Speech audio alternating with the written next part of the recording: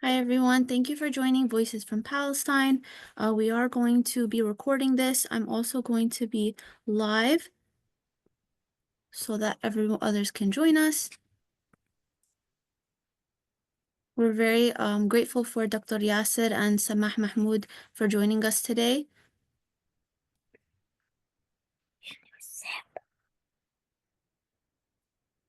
Mama.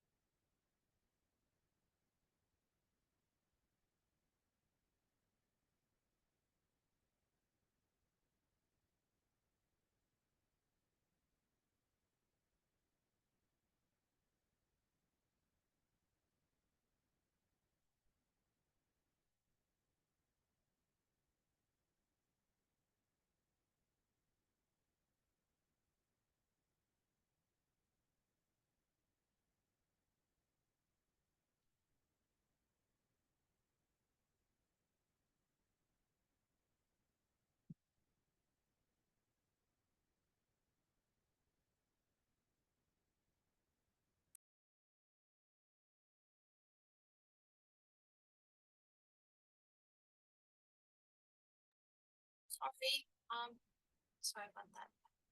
I just noticed the sound was off, so I'm going to try that again.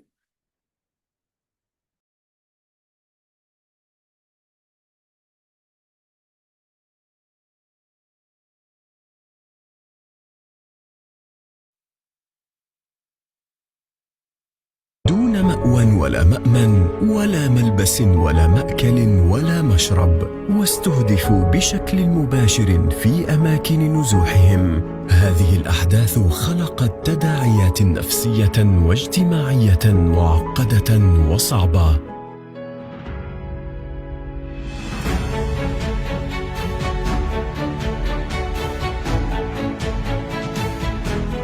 برنامج غزة للصحة النفسية كان حاضراً في الميدان، حيث سخر خبراته في تنفيذ خطة الاستجابة الطارئة منذ اليوم الأول للحرب، وقدم خدمات الإسعاف النفسي الأولي والإرشاد النفسي الهاتفي، وواصل تقديم العلاج النفسي المتخصص والأدوية حسب الظروف الميدانية، كما تعاون مع المؤسسات ومقدمي الخدمات الآخرين في إحالة واستقبال الحالات التي كانت بحاجة إلى الرعاية النفسية المتخصصة. كذلك تم العمل على افتتاح مقرات مؤقتة لتسهيل وصول المستفيدين إلى خدماته، بالإضافة إلى خدمات الرعاية والإشراف الداعم التي قدمها إلى المهنيين والعاملين في المجال الإنساني. كما تم تنفيذ برامج توعوية مجتمعية مختلفة من خلال جلسات التثقيف النفسي وغيرها من الأدوات الإعلامية.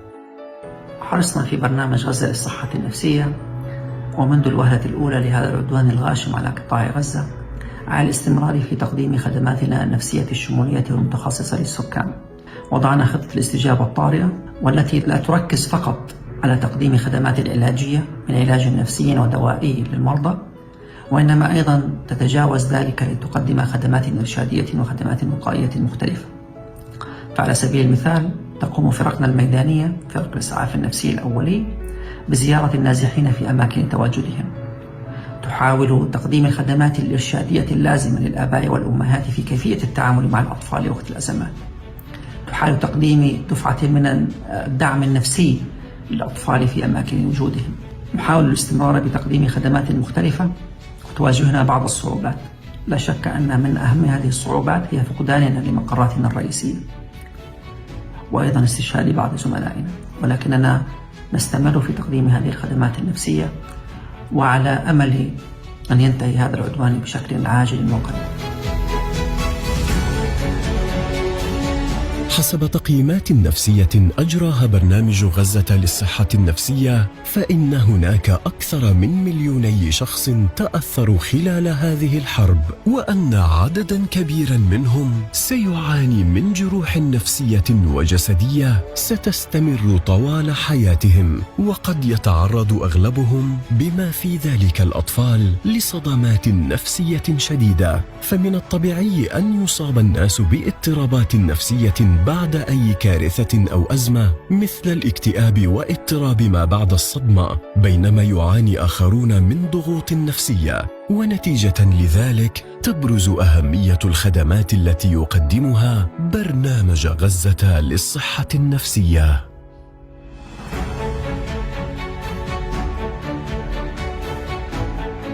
ممكن تتكلم عن العلامات والأعراض النفسية اللي ممكن يعاني منها مقدمي الخدمات النفسية الذين يعيشون في ظروف ضاغطة وقاهرة مثل التي يعيشها المجتمع الفلسطيني هذه الأيام؟ من هذه العلامات هي الخوف المستمر على حياتهم وحياة أحبائهم، القلق من المستقبل المستمر، أيضا هذا كله يؤثر أحيانا على الإنجاز والدافعية للعمل، بالإضافة إلى مشاكل في النوم ومشاكل في التركيز، وأحيانا تحدث بعض أو توتر في العلاقات بين الزملاء داخل العمل.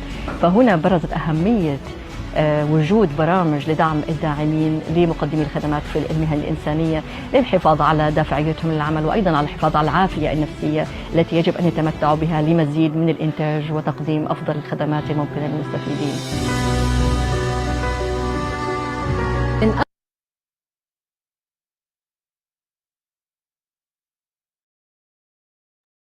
So that was a brief video talking about the recent efforts and the past year's efforts that the Gaza Community Mental Health Program has been doing. So just to start us off, you do have the option today for Arabic interpretation.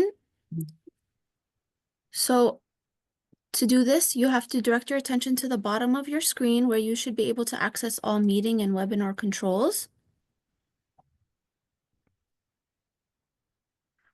So today's session will be in English, but if you would like to use Arabic, you just have to click that little globe, and when you click the interpretation button, you'll see a gridded globe. You'll then select the Arabic channel from the available languages, and then the rest of the session should be translated for you accordingly. You also have the option to mute the original audio if that is easier for you. If anyone has issues with the interpretation, please put it in the chat and we'll try our best to help you. So for today, we are very excited. Well, I wouldn't say excited, but we're very honored to have two mental health professionals from Gaza. So we're honored to have live with us today Dr. Yasser Abu Jamei, Director General of the Gaza Community Mental Health Program, as well as Samah Mahmoud, who is actually live on the ground with us. She is a mental health professional and head of Deir al-Balah Center. Just to give you a little bit more information about Dr. Yasser, he is the Palestinian psychiatrist and Director General of the Gaza Community Mental Health Program, the leading independent organization providing mental health services in Gaza. Since taking on the role in 2014, he's played a crucial role in shaping mental health policies, co-founding the Palestine Global Mental Health Network, and leading capacity building efforts for mental health professionals. Amid Israel's ongoing genocide in Gaza, Dr. Abu Jamei has worked tirelessly to sustain mental health services for a massively displaced population, despite the destruction of GCMHP clinics and the immense personal losses suffered by staff, including himself. His expertise, advocacy, and unwavering commitment make him a vital voice in the struggle, and we thank you all for joining today. We will be adding links in the chat that will help you learn more about them and supporting them. So without further ado, I'd like to welcome Dr. Yasser and Samah.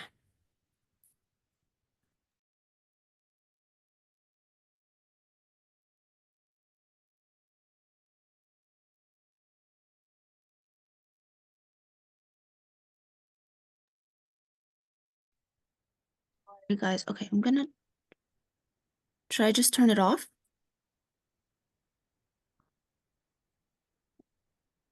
Sorry for the technical difficulties.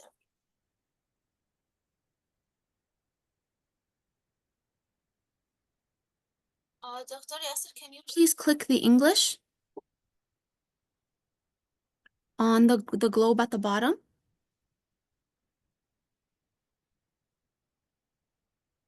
Okay, I hear you now in English. No. Sorry about that.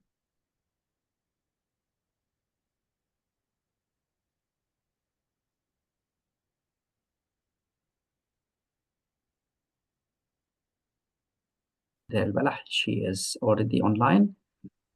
And we hope to give you a brief idea about the work that GCMHP is doing or was doing and plans to do in the near future, inshallah. But due to the conditions, I would like to give the floor first to my colleague Samah, and I'll ask her a couple of questions, and we will do that in Arabic. Sorry about that. سماح، أهلا وسهلا، يعطيك العافية. يا هلا يا دكتور، يعطيك العافية أنت والجميع. يا هلا وسهلا فيكم. كيف أمورك؟ إن شاء الله بخير. الحمد لله الحمد لله، أنا بخير الحمد لله. طيب، قبل ما نتأكد إنه الصوت منيح وكويس، بسمع الصوت كويس. The voice is everything is fine regarding my voice and her voice and Samah's voice. I can hear you, but Wasim, are you able to hear them to translate? Okay. Yeah, I can hear him, but the translation feature is off now. So if I'm Okay. translating, I will be interrupting them. Okay, no problem. Okay, one second. I'm gonna add you one more time, Wasim. Sorry for the technical difficulties, everyone. So Wasim, I'm gonna do you from Arabic to English since they're gonna speak in Arabic. Okay.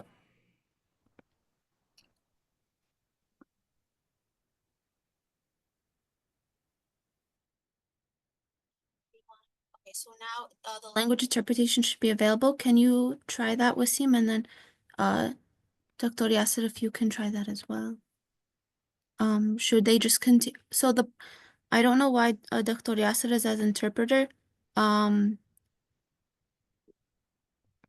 Yeah, now I can't hear you.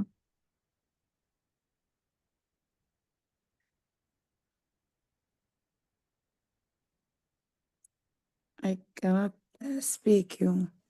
I cannot. سمعني؟ الآن أوكي الآن Well, بسمعك. Now I turned off the interpretation, but it's in Arabic. Maybe we can take turns, Basma. Is So, that like, is that okay with Dr. Yasser and Samah? If you want to, you can speak in Arabic, and then Wasim can just translate. بس بجمل قصيرة شوي إنه. Okay. تمام. طيب، أهلا وسهلا سماح. يا هلا. Samah is one of the senior colleagues at GCMHP, by the way, and she was doing really great. She started as a nurse, and then understanding how important to be multidisciplinary, she studied social work, and she worked with. She has a massive experience in the field of caring for children and adolescents, and she is one of our really senior colleagues, and I am glad that she joined us today. سماح، حاليا الناس بيحكوا إنه صار لنا 3 أسابيع والناس عم ترجع لغزة للشمال، بالذات بعد وقف إطلاق النار. فإذا بتحكي لنا كيف شايفة الأجواء من عندك من دير البلح. أنا بعرف إنه أنت سكان الوسطى، بتشتغلي في دير البلح، والوسطى كانت هي المكان اللي يعني بيحتضن كتير من سكان الشمال وسكان غزة. كيف شايف الناس عم يرجعوا؟ كيف شعورهم؟ حدا بيحكي معك؟ شو الأخبار يعني؟ طبعا زملاتنا اللي كانوا بالوسطى وبالجنوب وطبعا عادوا إلى أماكن سكنهم. So the question is, now 3 weeks after the ceasefire, people are coming back north, and as we know, Samah, you live in central Gaza. How do you see the situation in central Gaza right now? In the beginning, I want to say hi for everyone, and I want to talk something about my feelings when I'm so you and want to join with you about our experience. I can understand your language and the English language, and I can talk also in English, but I prefer to speak in Arabic because I want to talk about يعني issues which touch our hearts, and we will talk about our suffering and pains during one year and a half. And now I will answer you, Dr. Yasser, about your question in Arabic, if you please. من يوم الحرب ما صارت عنا تقريبا من سنة، وبعد 7 أكتوبر صار في حركة نزوح كبيرة تحت في الأحزمة النارية والقصف وضرب النار. اضطرت الناس تيجي تسكن في خيام، تسكن في أماكن مش هي معتادة عليها نهائيا. فبالتالي كانت بتستنى على أحر من الجمر على أنها ترجع لغزة، لبلادها، للمناطق اللي تهجرت منها. علشان هيك كان كتير سهل أنه أول ما بصير في عنا قرار بالرجوع إلى غزة أنه الناس ترجع، حتى لو كانت ماشية على الأقدام. مشيت تقريبا 12 كيلو ماشية على الأقدام. أنا هعطي فرصة للمترجم عشان يترجم اللي أنا حكيته. So since October 7, many people fled the bombing and carpet bombing, and they're now living in bad situations in tents where they're not used to.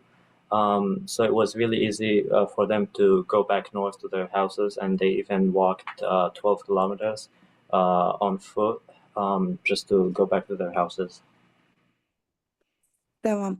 اضطرت الناس تسيب أشياء، هتترك أشياء، هتترك الخيم اللي عملتها، تترك الملابس. هي طلعت أصلا بدون ملابس ولا بدون أغطية ولا فراشات ولا شيء ولا أي شيء، فاضطرت تتركها وعلى أساس ترجع على غزة، لأنه كتير هي متحمسة وكتير حابة ترجع لبيتها اللي تركته تحت الضرب وتحت النار. حتى يروحوا هناك يتفاجئوا بالواقع المرير، يتفاجئوا انه البيوت اللي تركوها مدمرة، ركام، صعب انه يسكنوا فيها، ما فيش اي مقومات للحياة، لا مياه، لا بنى تحتية. وكانت حتى الشوارع الوصول يعني لغزة كان صعب كتير. كانت الشوارع كتير يعني destroyed، كتير مخربة، كتير فيها مشاكل. So they even left their belongings, such as clothes and blankets, when they arrived to their houses in the north. They didn't see nothing but rubble. No infrastructure, no streets were in place. تمام. هناك لما تواصلنا مع زملاتنا كانوا كتير احنا نطمن عليهم طول الوقت. اول ما تواصلنا معهم شعرنا بكمية العجز، كمية الحزن واليأس اللي كانوا فيه، لأنه يعني حسوا انه احنا فقدنا كل شيء. يعني الاشي مش وردي، ولا انه هم وصلوا لمكان خلاص بر الامان، لا لقوا انه في صعوبات كتير. ما في، لا يعني كل اشي كان متوفر بالجنوب، مش موجود في الشمال، مش موجود في المنطقة في مدينة غزة. فكان يشعروا بالأسى وبالحزن على هيك. فحسوا كأنه حرب جديدة بدأت، حرب نفسية بدأت من جديد. When we talked to our colleagues who returned to the north, we sensed the dire situation they're in. Now that they're in the north, there's no basic necessities that they found in the south. But now even in Gaza City, they have nothing to rely on. ولكن كعادة الفلسطيني بحاول يعني يتشبت في الأرض ويحيي المكان، مثل ما هم ترحلوا من بلادهم وسكنوا الخيام وسكنوا المواصي، المناطق الصحراوية ومناطق الأراضي الزراعية. بحاولوا إنه يوجدوا حياة بداخل غزة ويكونوا موجودين فيها. يحاولوا يرمموا اللي بيقدروا، حتى لو فوق ركام المنازل تبعتهم يقيموا الخيام. بس طبعا المشكلة إنه ما في خيام وصلت لهم. يعني كمان حتى يعني في ناس كتير فكرت ترجع تاني على الجنوب، في ناس كتير تأجرت في مناطق تانية غير ما أماكن سكناها. ولكن الفكرة الأساسية إنه إحنا بدنا نعمر البلاد، بدنا نضلنا فيها، ممنوع نطلع منها. بدنا نحاول إنه نشد أزر بعد. وصار كل البيوت تفتح، يعني أبوابها لقرايبها، لأصحابها، لجيرانها، حتى يستوعبوا بعض ويعدوا هاي المرحلة الصعبة. But as Palestinians always do, they're very steadfast in their land, and they always find a way to live life. Even on top of the rubble, they would put tents. But even tents were hard to find in the north, so people had to live in other neighborhoods than the ones they're originally from. And people are living with their friends and family. تمام. في سؤال تاني يا دكتور ياسر حابب تسألني إياه أو ميوت؟ أنت عامل ميوت. أنا حابب أسألك إذا تحكي لنا عن حالة أو حالتين من الناس اللي تعاملتي معاهم في عملك في خلال يعني فترة الحرب هاي.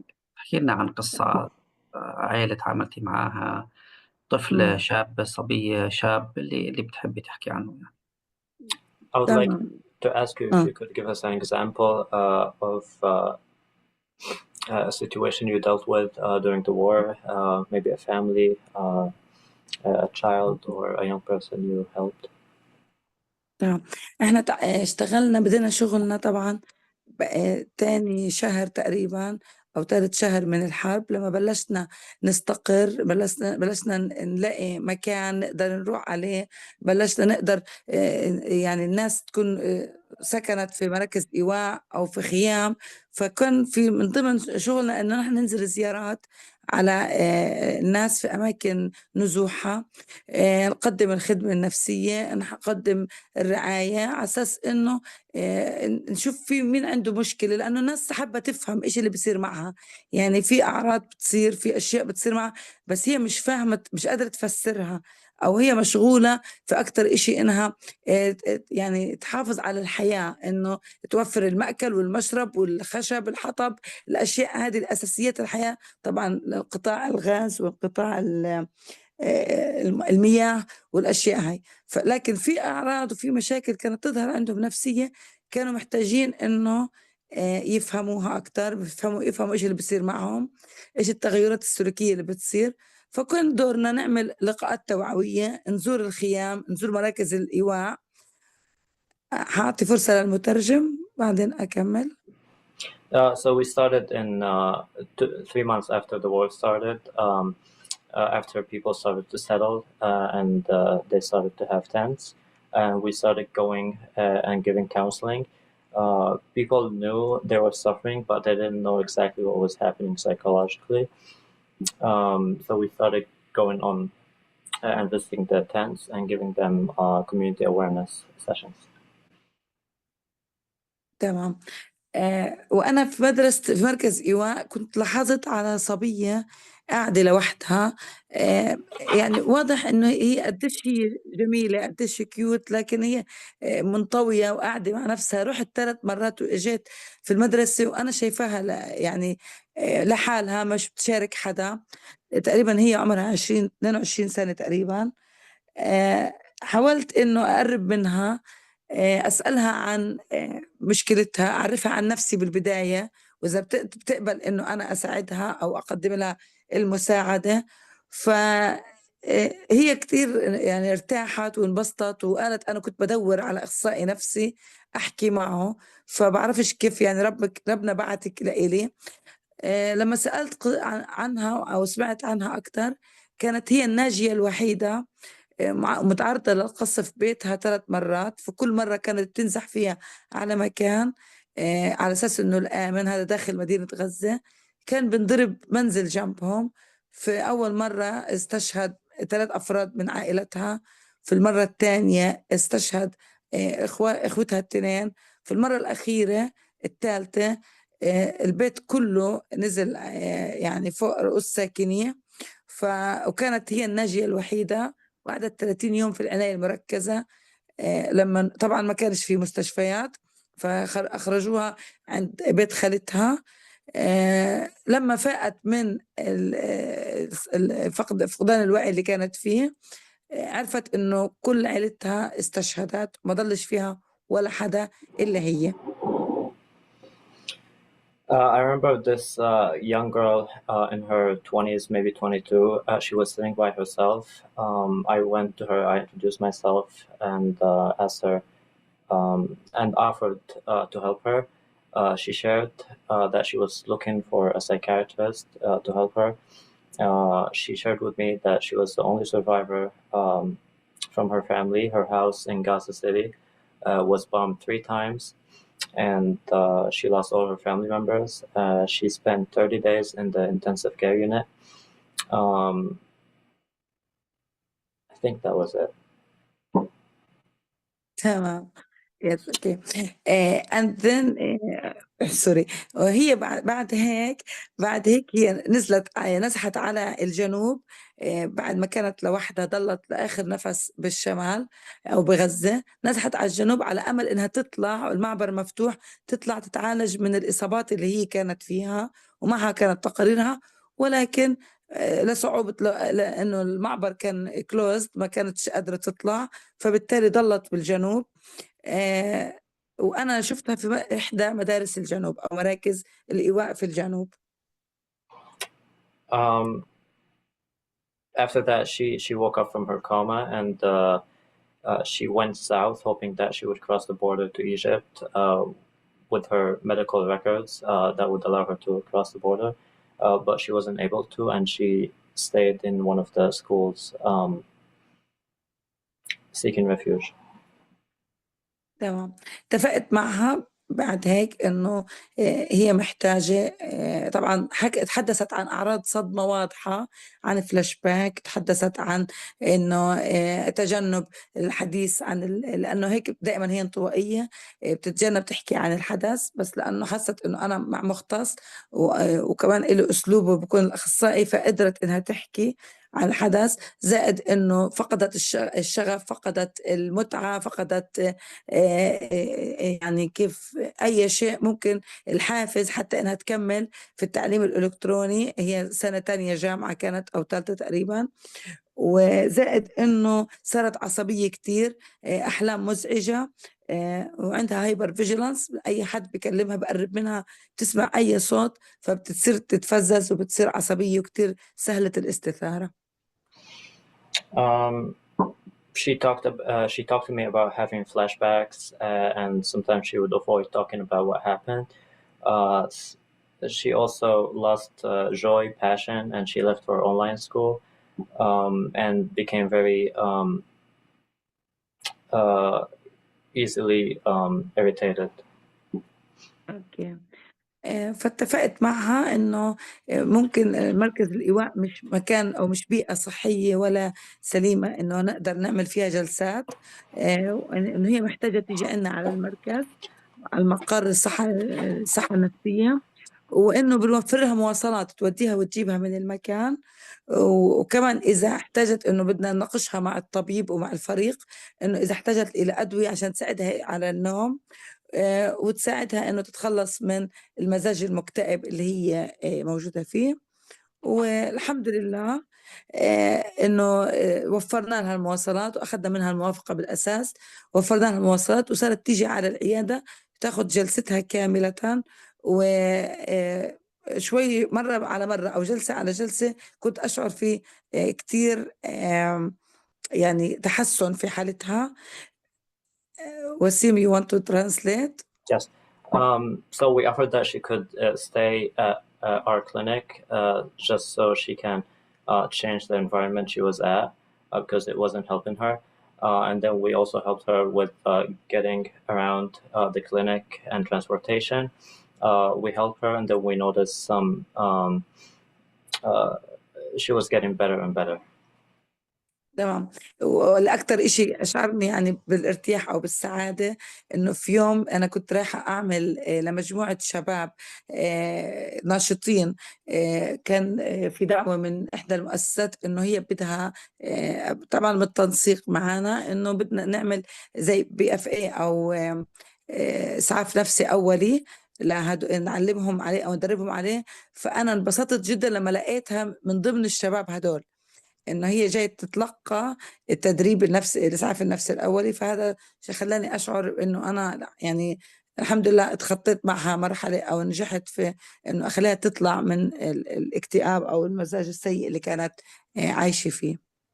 And also what gave me the most joy when one organization collabed with us and they wanted us to teach how to do psychological first aid. And I saw that young lady in there, which showed me that she was getting better and getting involved with the different activities. تمام دكتور ياسر.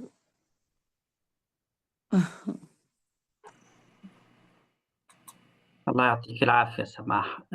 احنا موجودين مع أصدقاء بأمريكا، جزء منهم الجالية الفلسطينية بنيو جيرسي وجزء منهم يعني أصدقاء لفلسطين. شو بتحبي تحكي لهم؟ أنا بديش أطول عليك لأنه بعرف موضوع الكهرباء وشحن الجوال، فبس حابب بالأخير يعني شكرا لك، بس حابب أسألك شو بتحبي تحكي لهم؟ What do you want to say to people who are watching us from the US? We have people join us from the Palestinian American Community Center and friends.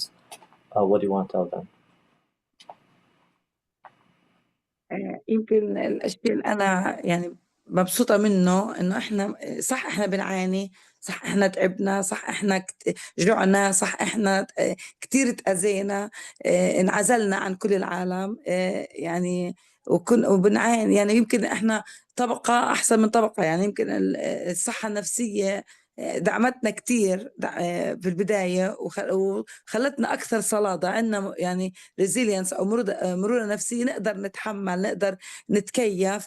زائد إنه طبيعة الفلسطيني أصلا بيقدر عنده المقدرة على التكيف مع كل الظروف مهما كانت قاسية.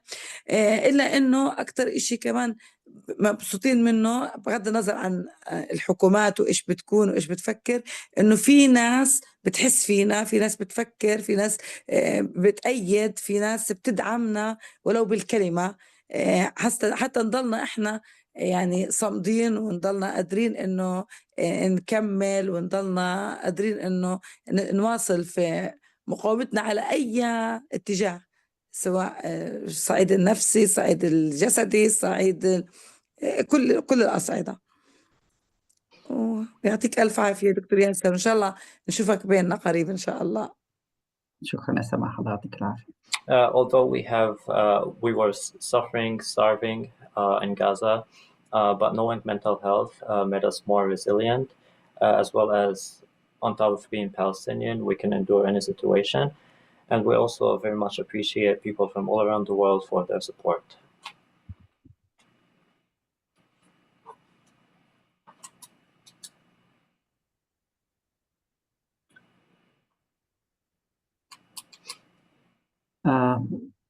So now I think I'll just move to my presentation, and as you heard from my colleague Samah, it's quite very intense moment, emotional, and that the ceasefire began about 3 weeks ago, and then that people are really anticipating and thinking what could happen in the future. Is it going to hold the ceasefire or is it not going to hold? And this is a big question that is really becoming the major question that comes into each Palestinian's mind, and even people in the region and around the globe, whether this ceasefire is going to continue to hold or not. And of course, I'll probably have to start from talking about the mental health conditions of the population in Gaza Strip, because you are talking to the Gaza community mental health program, and that's the reality. But I invite really our audience, everyone who came today. I'll start sharing the screen just a second to just have some moment and look at our both reports that were produced by GCMHP. One was published in July 2024, and the other one was published in December also the end of last year. Now, one of them really focused on how the mental health conditions were about 9 months after the beginning of the war. That was in July again. And the second one brought more of the stories of people. The story that my colleague Samah brought is among 8 other stories that were really written in the second report. It also shows the psychological implication on the population of the Gaza Strip. And one of the main things that we all the time noticed is that people were really had issues that are not only related to the traumatic events.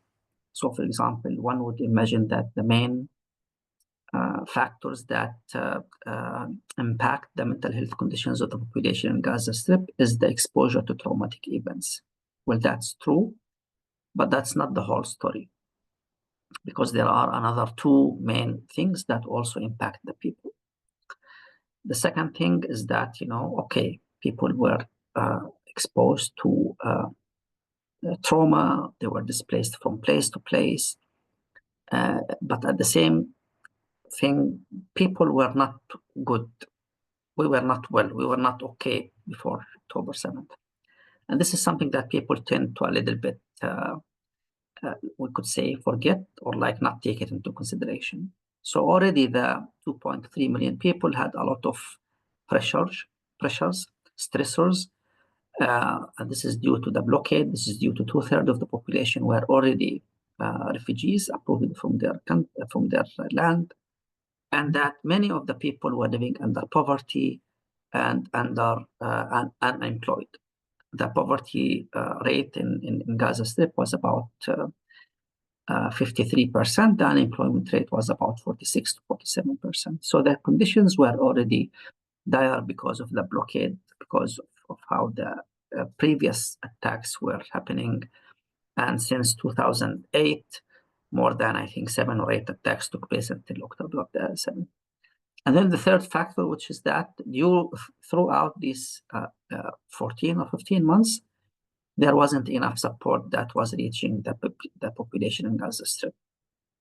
So it means that you are being bombed, you are being displaced, your health system is destroyed, your education system is destroyed, the infrastructure is destroyed, there is no clean water, there is no very basic things that everyone would need. There is no sense of safety, security. But in addition to that, there isn't enough support.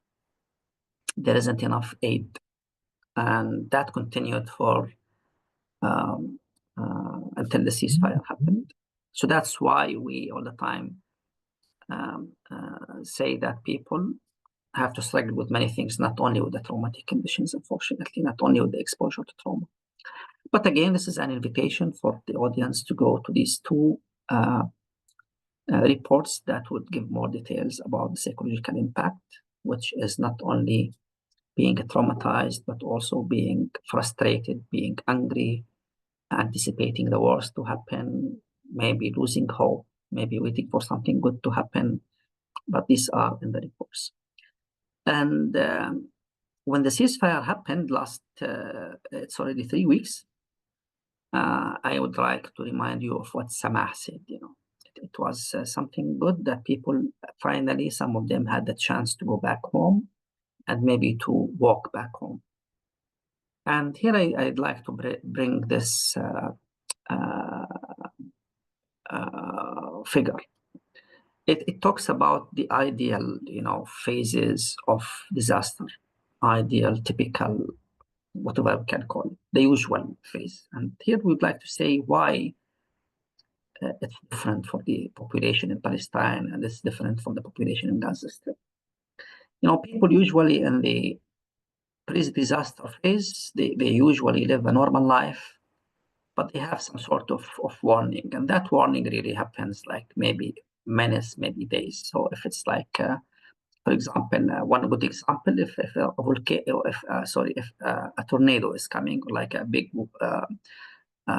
storm is coming that carries a lot of floods, and with the anticipation of something like that to happen, you will hear about it maybe 1 year earlier, day earlier, maybe 2 days earlier. If there is a big earthquake coming, you will feel something that is happening in the earlier days, But there is some short pre-disaster phase that is followed with the impact or with the traumatic event happening. And that impact really caused a sharp decline in the well-being of the population and of the mental health, which is like the exposure to trauma. That is really something that takes place for a short time, 4 or 5 days, maybe weeks. In areas of war, it's of course a little bit longer or too much longer. But once the ceasefire is reached, people start to get into the honeymoon phase. What do we mean by honeymoon phase? We mean that people, they are like thankful, they are grateful that they have survived. They try to recover. They look forward to the help and support that usually comes from international community, from neighboring countries, from everyone around, neighboring neighborhoods, and there is a sense of community cohesion. And that happens for a certain moment of time. Could be, again, weeks, something like that. But then that support will really stop or decline because everyone is interested into his own life, his own business. International support just fades, etc., etc. And then people have to live with the realities where they start, feeling the impact of what they have lost during the impact period, during the traumatic event. And then they would really go into a lot of the psychological impact will appear, it will be shown on them. Maybe they will be traumatized, maybe they will have PTSD, maybe they will have depression, maybe they will have more serious impacts. And then after a certain moment of time, they will start slowly building up their life again. And that building up their life takes really the longest period of time. Now, this is the ideal schemata of people who get traumatized or go through disasters and then they grow out of it. Now, for the people in Palestine, it's different. Let's talk about the pre-disaster. Pre-disaster, when we don't know when was the first disaster that we had. Do we really have a pre-disaster time for people in Gaza? For someone who survived 2014 or survives 2008-9. For someone who survived the Nakba, for someone who survived the 67, for a refugee, what was the time that they had a normal life? This is a big question. And then the impact, it's not short. It's continuous. It's ongoing. It's chronic. Was it only the current war?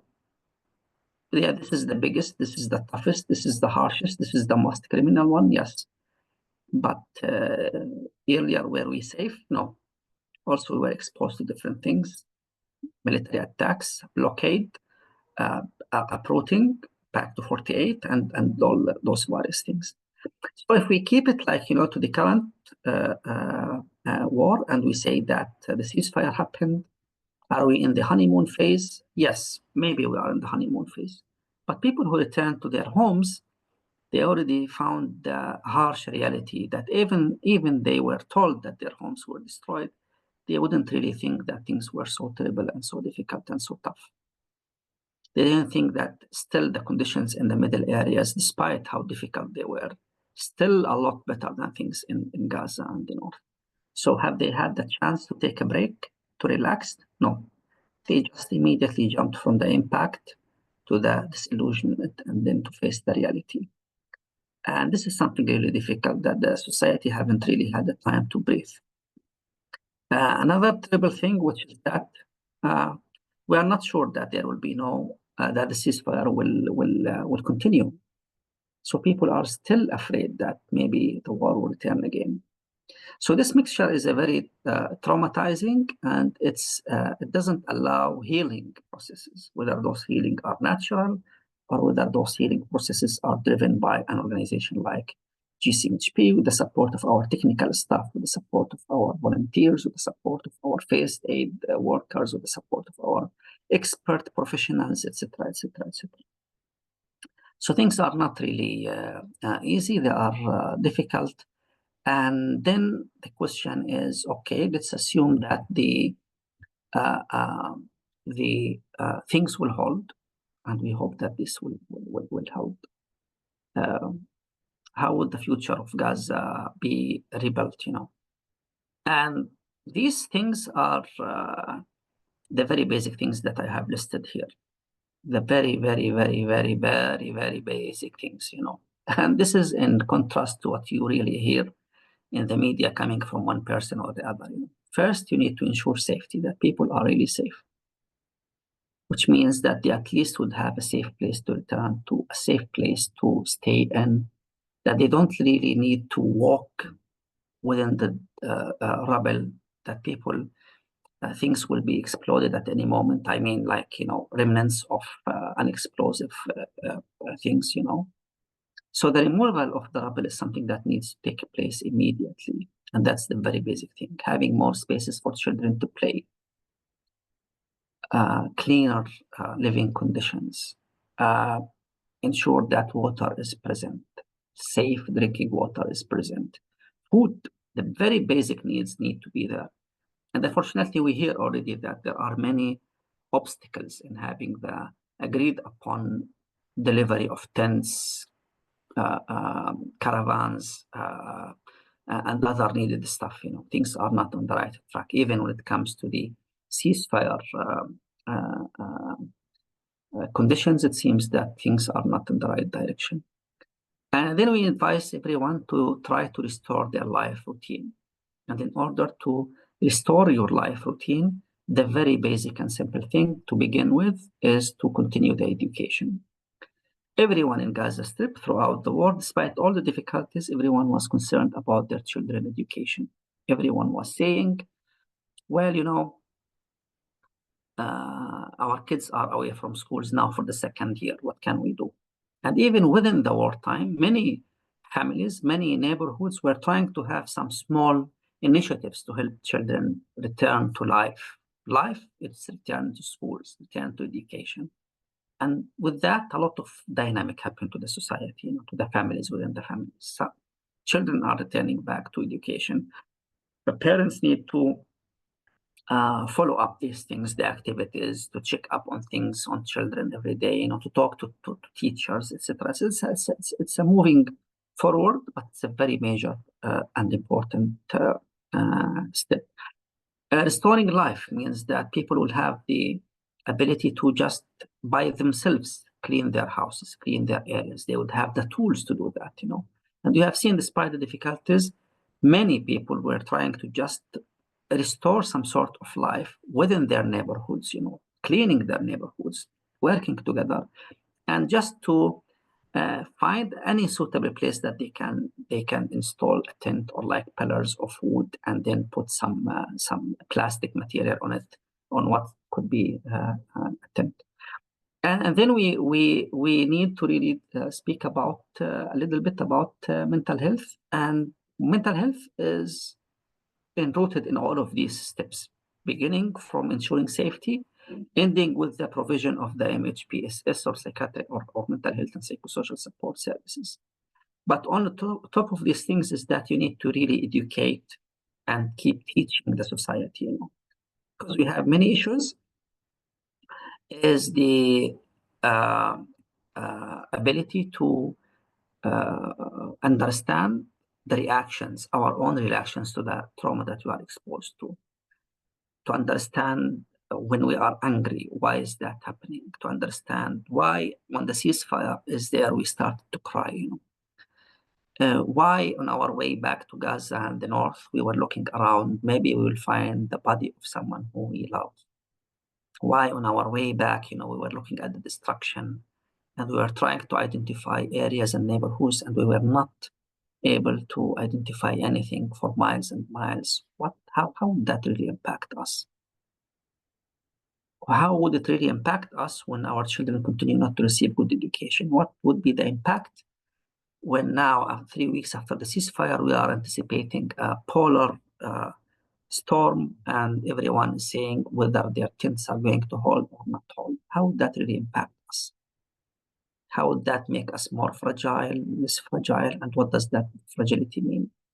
When our children wet their beds, what does that mean? When our children start to scream in the nights, what does that mean? When our children cannot concentrate and focus, what does that mean? When our children do not really listen to us anymore, and they are a little bit angry, a little bit not helping.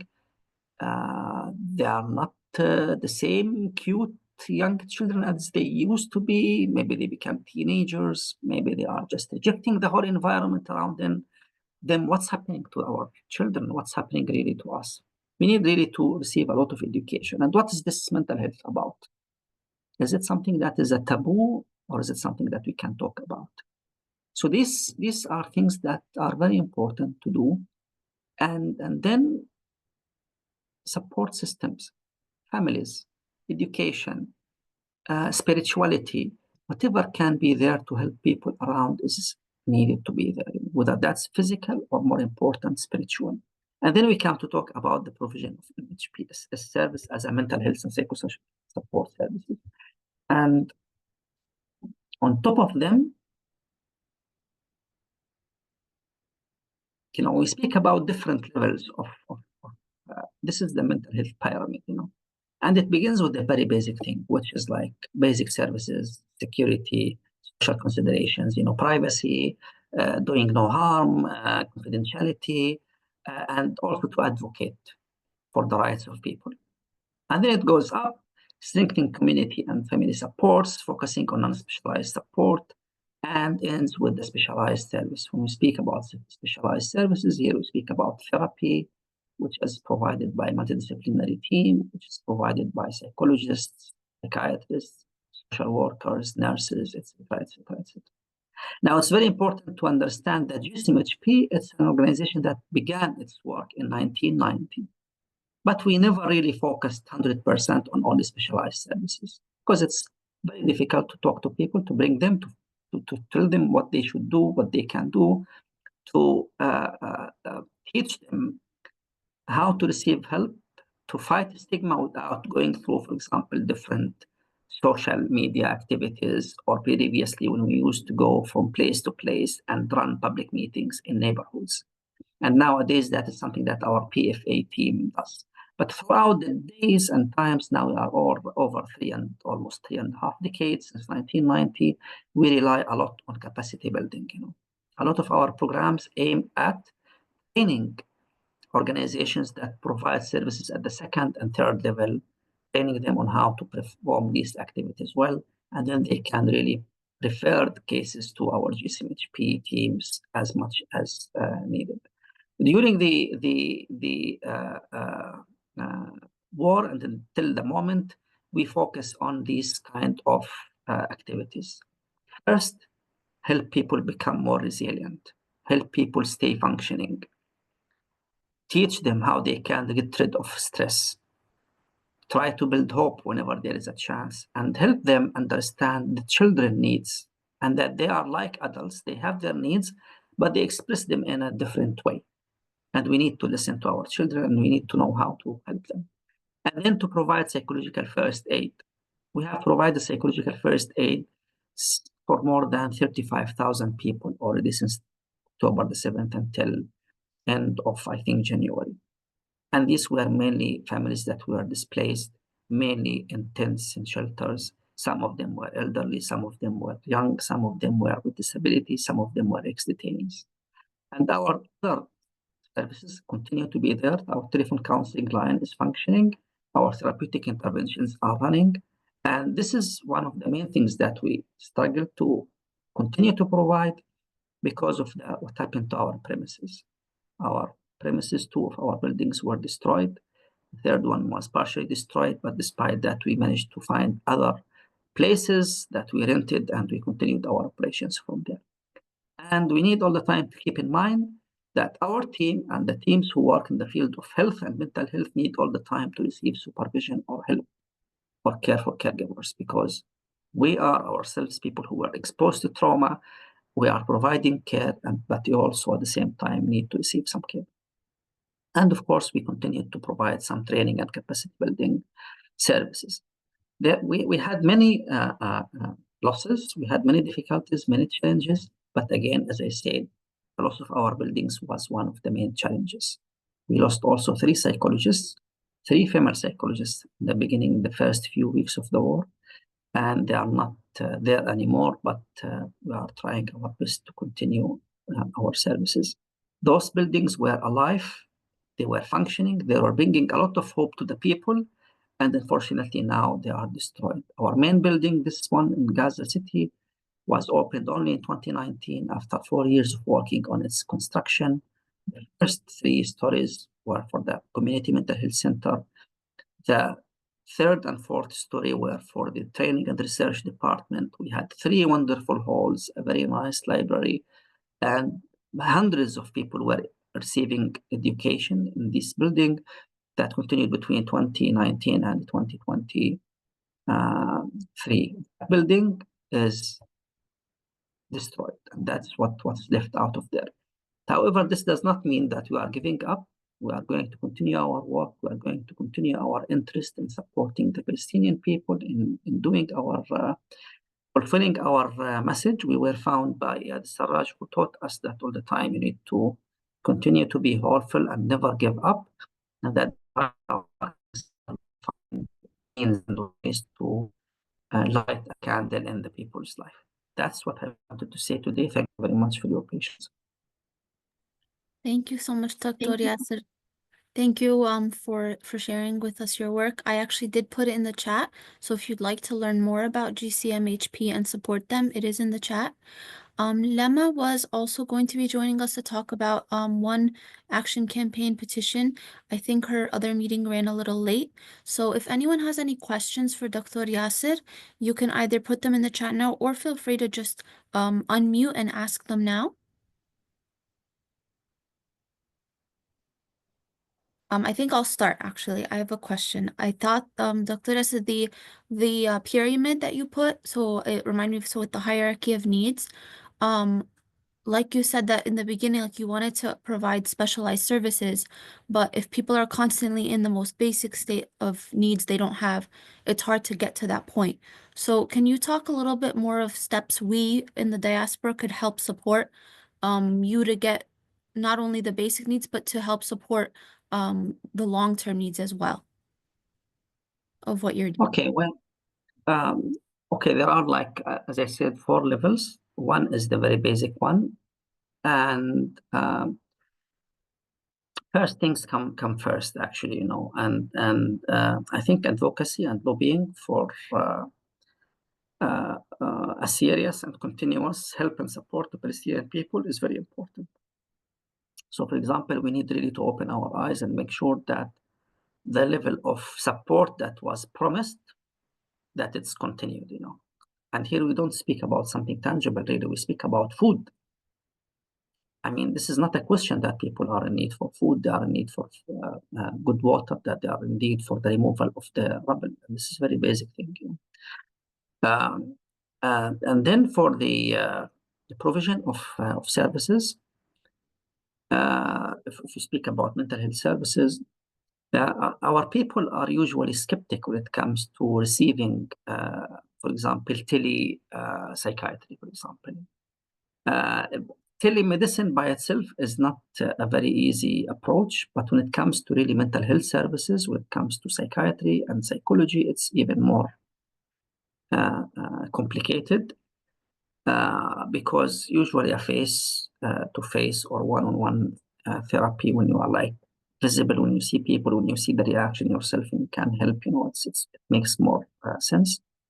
But it doesn't mean that we cannot try that. My advice to everyone is that it's best if we can really do some support groups through which we can support our colleagues in Gaza Strip, you know. And by the way, this is not only for Gaza Strip. I mean, now we see how difficult things are in the West Bank. And unfortunately, things I expect are going to get worse and worse. So if we can really establish a one-on-one or like group care mechanism through which colleagues from outside Gaza Strip or outside Palestine can get in touch on a regular basis, at least once each second week session, where they can hear from their colleagues, you know, from the ground, and they can offer some kind of help and support. So this is something I think very important. The other thing, which is the provision of building the capacities, you know, building the capacities is really very important. Building the capacities, when we speak about therapeutic techniques, for example, there are many therapeutic techniques that are trained that are developed in the international community. Some of them are good for Palestinian people. Some of them are not really so good for Palestinian people. Like anything else, you cannot really find something that works for everyone. But in order to make sure that these things work or do not work, you need really to try them. In the beginning, you need to try them in a small proportion of people. And if they work, you need to standardize them. You need to make them more contextualized to your context, and then try to train more people to provide that kind of care. So this is another example of how can people intervene. So one is just continue lobbying and advocacy for the rights of Palestinian people. Second is to provide care for healthcare workers at large, or any other workers, but not the direct beneficiaries, And third is to get engaged for those who have some expertise in the field, try to pass your expertise to someone or to an organization in Gaza Strip. This is very important. And then there are some other issues like, fundraising. It's very important. We are a non-governmental organization, and it's really important that we manage to cover our running cost, at least for the people that we are helping, for our staff. We are thinking about how we can rebuild our buildings, but this is something now too early to speak about. But again, the needs are really huge. Anyone who is interested should find a way and mean to support. And finally, you need really to make sure that this support reaches Palestinian people. I know that there might be many restrictions that are coming in the future. You really need to be aware of that, and you need to work to ensure that those restrictions are not going to happen, because this is very important. I mean, to keep the support coming into Gaza Strip or coming into Palestine. So this is in general. Some people try to get into some research engagement, and they look into some specific topics and related to Palestinian people. This is also something good, but for that to happen, you need a lot of stuff. You need a good relationship. You need someone on the ground. You need many people. I personally visited the States several times. I was at Park in 2015, and I enjoyed giving a presentation. And I think this kind of activities need to continue. As I thank PAC, Palestinian American Community Center. I think you need also, I encourage you to continue that work, lobbying and advocacy, speaking for the rights of Palestinian people. The community in New Jersey is a very nice one. I was lucky to attend a couple of events when I was there. And you are all lovely people, and people across the United States are, as Samah said, my friend, we don't really, governments are there, of course, but we are too much respectful. We carry a lot of respect for the people who support our cause, for the people who are trying their best to help Palestinian people. So that's in general. Thank you, Dr. Yasser. To follow up, Nabila asked, are there any specific courses or workshops that the general public could attend in order to be able to qualify to at least have basic support online, or like a platform or something that could be available so that people can volunteer if they're not already trained in this? Well, we really do not advocate to have public meetings from international people to talk directly to the public, because it doesn't work like that. But at the same time, some of our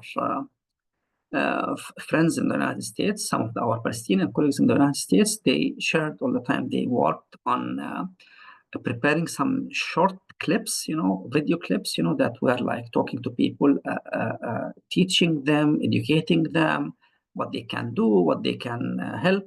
One of them is, for example, Bisalama, that was made by Dr. Uthman Muhammad, my friend from, now he is in Michigan, I think, and he used to be in Massachusetts. So there are these kind of issues, of possibilities. If you manage to have to prepare something that is good, carries a positive message to the population, you can just send it to me or to GCMHP, and then we can really work on distributing them and make them available to the population. Again, there is some skepticism from Palestinian people when it comes to someone reaching out to them from the international community, but that's quite for quite understandable reason. Nick asked a question: why did Egypt deny a 20-year-old woman even though she was medically unwell? Do you know about with evacuating from Gaza and entering Egypt, is it only severe cases, and are you able to evacuate on the grounds of mental health? The evacuation system is very complicated, and so for example, now we have about, I think, 12,000 people who are on patients on evacuation list that need to receive treatment outside Gaza Strip, and these are registered by the Ministry of Health and the WHO, and they should be helped leave Gaza to receive medical care. Now, this is how the things work. The patient would in need would request, once the therapy is, the treatment is not available in Gaza Strip, and that is established already, usually the head of the treating physician would make a report of the case and send it to the head of the department. The head of the department will evaluate the case again, and then that case will be referred for giving some sort of it will be some referral form for treatment outside Gaza Strip. And since the beginning of the war, the coordination is with the WHO, not actually since the beginning, but that's how things are at the moment. So the WHO will take the reports, they will again evaluate it, they will check the need, and then they will add them to the line of people that they have, to the pile of files that they have. And these cases are really first divided or sorted based on emergency situation. Some are emergent, some are like urgent, some are like less urgent. And then in order for someone to leave Gaza Strip, to be on that trip, first, there should be a space. What do I mean by a space? I mean, for months, since the beginning of May, since Israel took over Rafah borders, until last week, patients were not able to leave Gaza Strip on a daily basis. No, they were only like about 5 or 6 times, maybe, through specific coordination that happened with the Israeli authorities, and they didn't leave even through Egypt. They left through somewhere else. So that coordination means that Israel should accept first, decide the agreed upon days.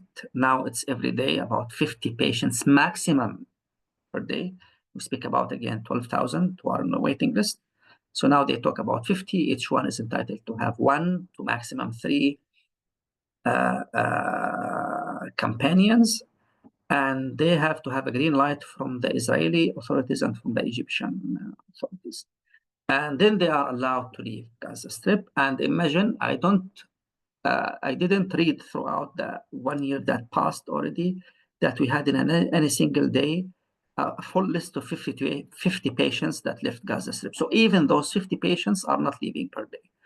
And in one of the days, Israel just delayed the approvals so that they went without anyone leaving Gaza Strip. And we speak now about only patients can leave Gaza Strip. So once people, they are leaving Gaza, they already should know where they are leaving to. It's not only to Egypt, by the way. Some, they go to, the majority to Egypt, maybe, but many go to other countries and to different countries. And each country has some rules and regulations when it comes to those patients.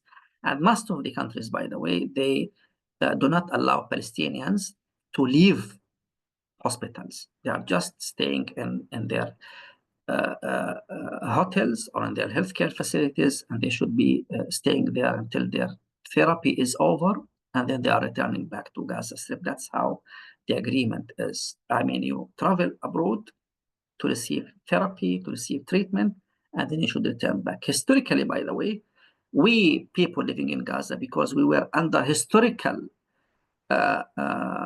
deprivation of health facilities, and even the development of health facilities was not allowed in Gaza Strip for different reasons. We know blockade was part of that. Many people who were in need for specialized, like orthopedic surgeries, heart surgeries, cancer treatment, chemotherapy, radiotherapy, they were routinely sent outside for treatment in outside Gaza Strip, and usually they are staying in hospitals, and once their treatment ends, they just return back to Gaza Strip. And that's how things are. It could be not the optimal way. We heard about stories of patients outside Gaza Strip in Egypt and other countries who were not allowed to move around. And I think this is for a very simple reason, which is the residency status of those people. I mean, a patient, you cannot really get any residency status. Of course, this could be too much difficult, but what to do? That's how things are. But when we speak about patients, it's very important. People die with time. I don't recall anyone who was in hemodialysis that I know that's still alive. They just passed away because that kind of therapy stopped. Most of the people who were like cancer patients, how would they survive for 1 year if they were not really able to reach radiotherapy or to receive the appropriate chemotherapy treatment? I mean, a lot of people who lost limbs, they lost their limbs because there wasn't really therapy that is available in Gaza Strip or proper treatment. Some of the international reports say that after or during the Great March of Return demonstration, when things were somehow better than, of course, during the war, despite what was happening, despite that hospitals were functioning, half of the amputees or half of amputations could be really avoided if they received the proper treatment. So you can really imagine that. Now we speak about more than 111,000 people who are injured. And again, but the exact number of people who need referrals, according to the WHO, I think is 12,000 people. Thank you, Dr. Yasser. So we are a little short on time, so I do want to introduce Lama Khouri, who just joined us. Thank you, Lama. Very quickly, Lama is a Palestinian New York-based psychoanalyst.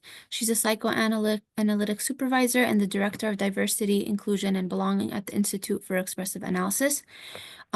Dr. Khouri co-founded the Palestine Global Mental Health Network, and she is on the board of the Gaza Mental Health Foundation and Advisory Council of the USA Palestine Mental Health Network. She's a colleague of Dr. Yasser, and I really appreciate her helping make this event today possible. Do you want me to say a couple of words, Basma? Yes, please. I shared the No Child Left Behind campaign in the chat, but if you want to share a few words and then share the campaign when we can end with that. Thank you.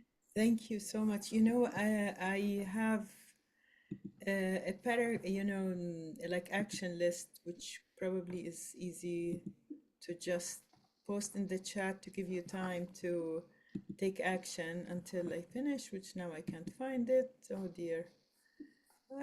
Okay, maybe here. Sorry.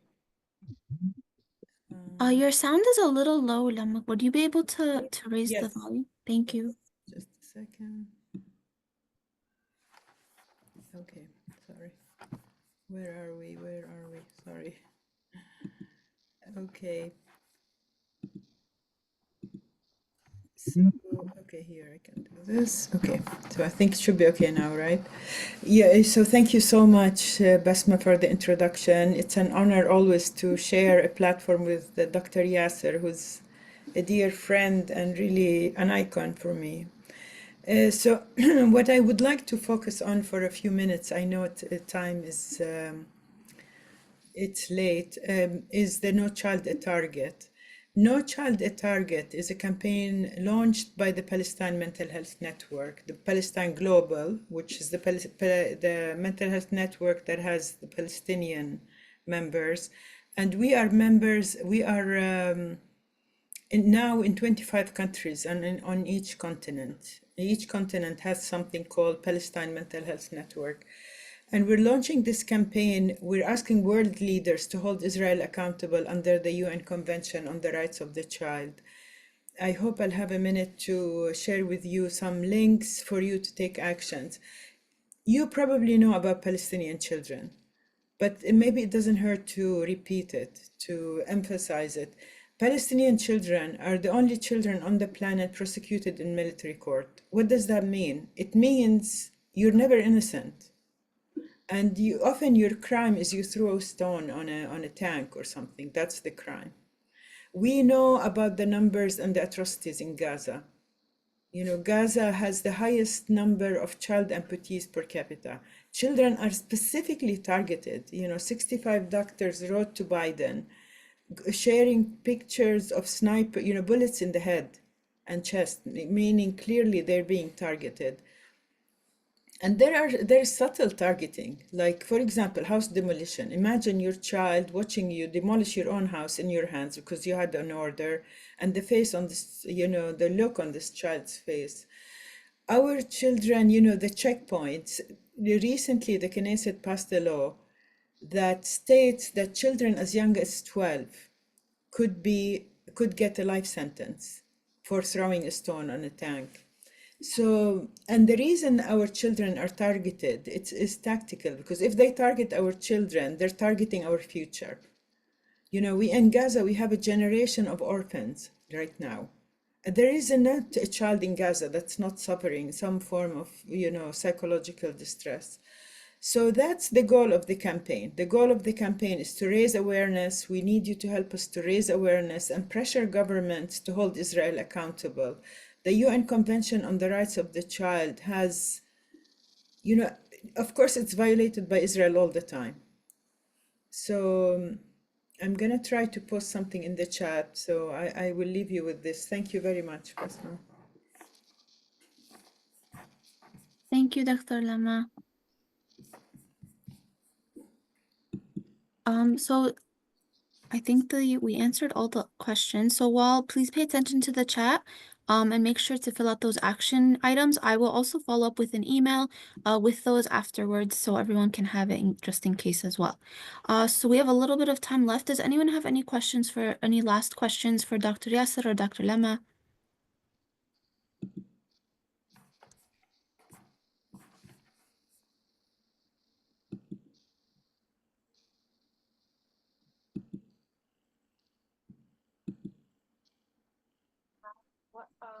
What are the most common behavioral or emotional signs that individuals in Gaza exhibit when struggling with PTSD?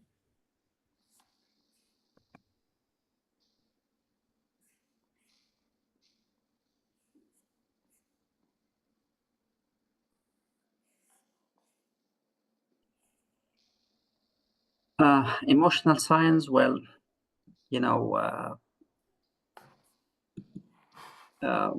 this is a big question, but I think we can really relate to one main thing, which is, again, first of all, I advise you to go through the report that I talked about, and they are present on our website, www.gcmhp.org. It's under publications, fact sheets.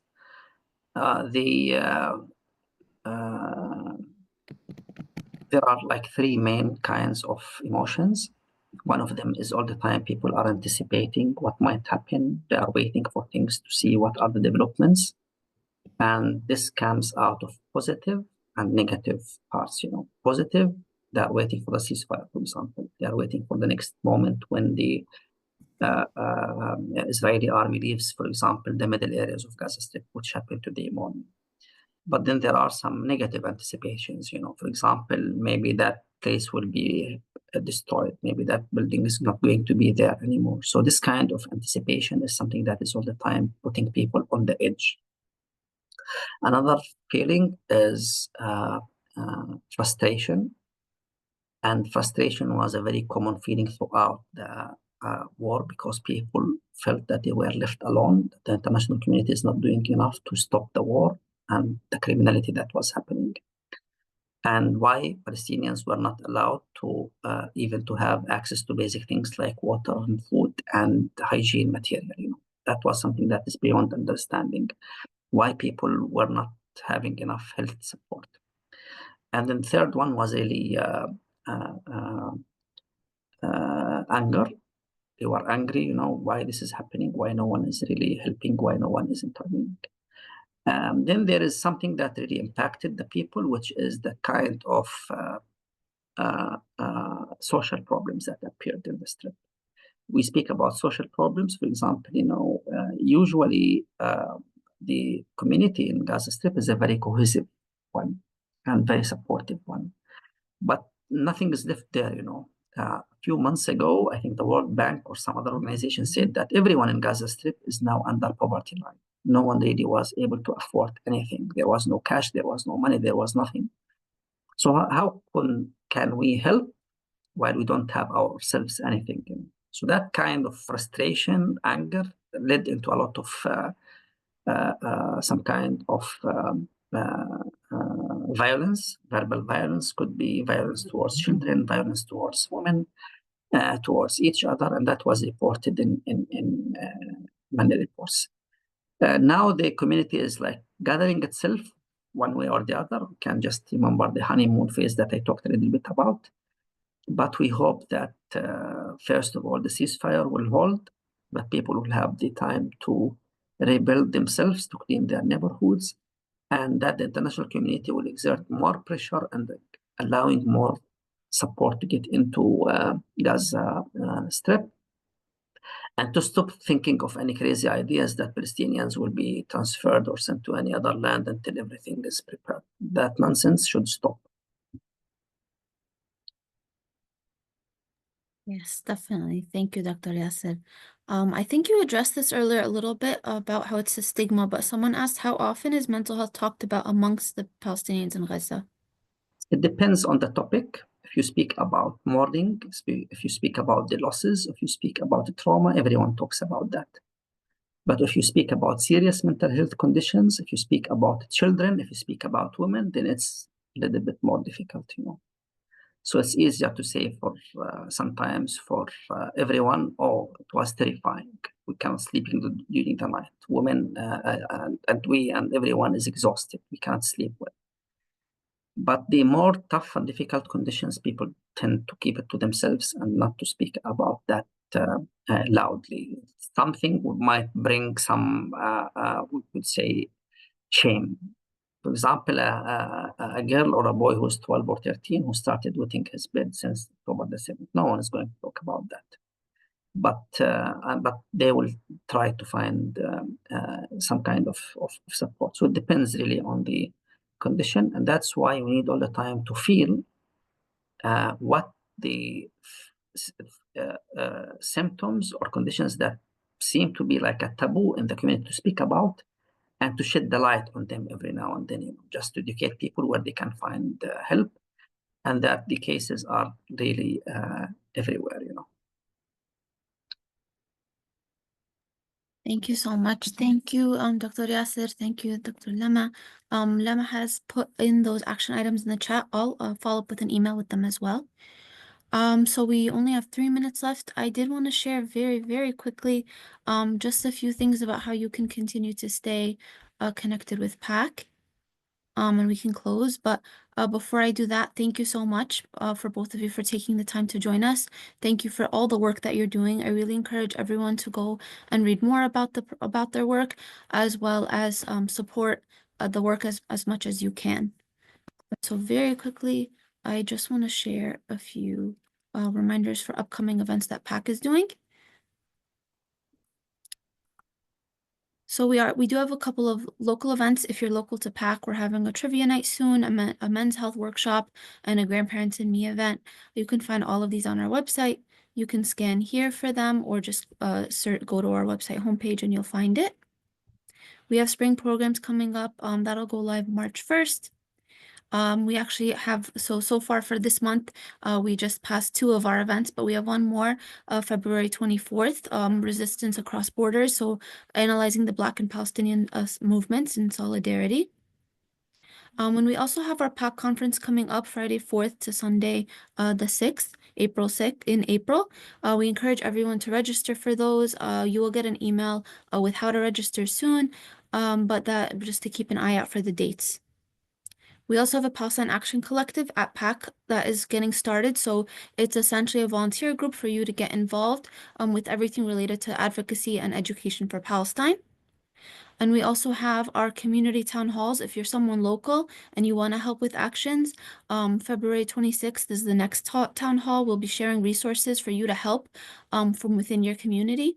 We also are doing an IRA push right now. So IRA is back. So this conflation of anti-Semitism with anti-Zionism. So we do encourage everyone to make their calls and take action there. And also make sure that you're registered to vote. So us in the diaspora and in the US, we have a lot to do. We are responsible for what's happening in Gaza and Palestine. So make sure that you're getting involved as much as you can. We also have a task force you can join. All of these are on our website. I don't want to stay over too much, but you could also subscribe to our mailing list so you'll get all of these updates.